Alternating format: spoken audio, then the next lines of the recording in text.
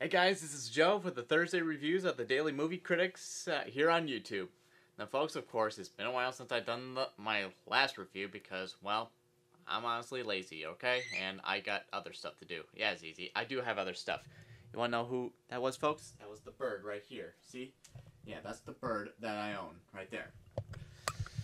And she interrupted the video, but anyway, let's just cut the crap and get on to my review for this week, which is Captain America: The First Avenger.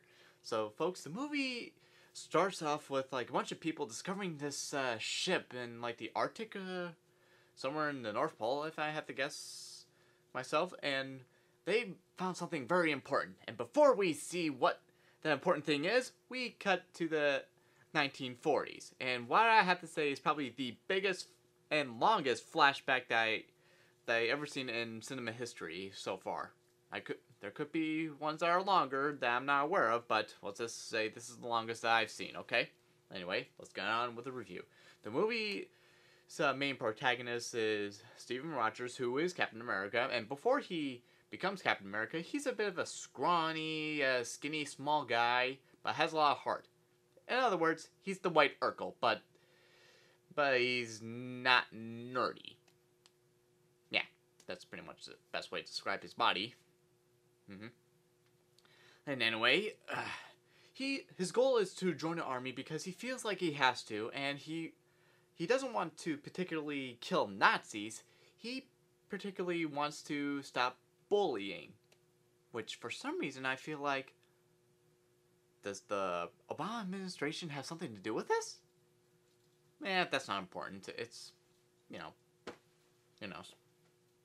Well, anyway, let's get on with it. After he finally gets his chance to join the army, he volunteers for an experiment that will basically make him a super soldier. And I have to say, the process in the film kind of makes me wonder,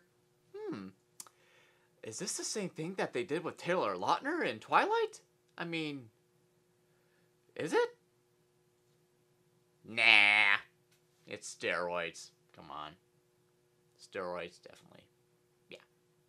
Well, anyway, as Steve Rogers becomes, Captain America, he basically, he becomes like the main inspiration for the army and to pretty much try to win World War II. But oddly enough, he doesn't really focus on Hitler. He focuses on Red Skull, who I have to say is pretty much probably if I had to make a guess, this is probably the mascot for those skinhead Nazis that are pretty much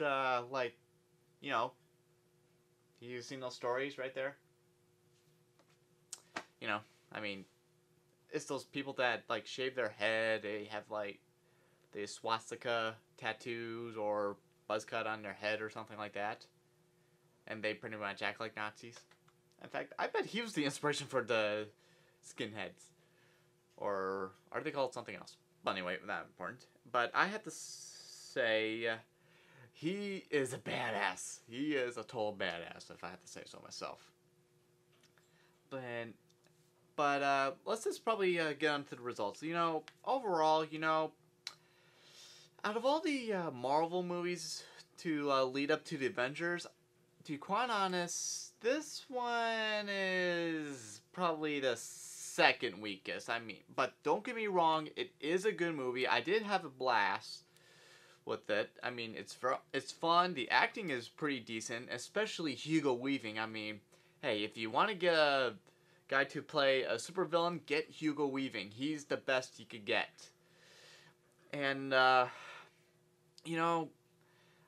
I do love the art direction. They definitely captured the look of World War II, which is pretty much probably the reason why they got Joe Johnston. If you want someone to do a World War II themed movie, get him. He's the best. Just look at The Rocketeer. The only complaints I have to say that I have with this movie, I thought some of the editing was a little off. And I kind of thought, the relationship between that female sergeant and Captain America kind of wasn't really all that developed that well, but I don't know. Who knows? They might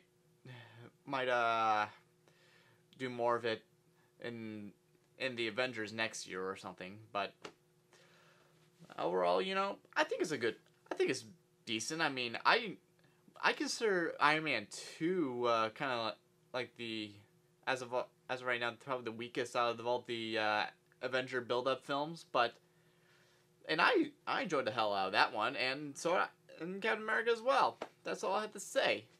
And go see it if you like it, especially if you're probably a World War II veteran, or if you have any family members who've been in World War II, such as myself. My grandpa served in World War II. I got soldier blood right here, folks, and that is not intended to be like an internet cult following right there. And I guess that's basically it for this week's review, everyone. So post your comments below if you have anything to say about this movie review or this movie yourself. And don't forget to subscribe to our channel, The Daily Movie Critics, on YouTube. And don't forget to subscribe to our own personal channels that are on the Daily Movie Critics channel. To check out our own channels. We do our own projects, and I assure you won't be disappointed. And that's it for this week's review. Who knows when I'm going to do the next one, and be cool.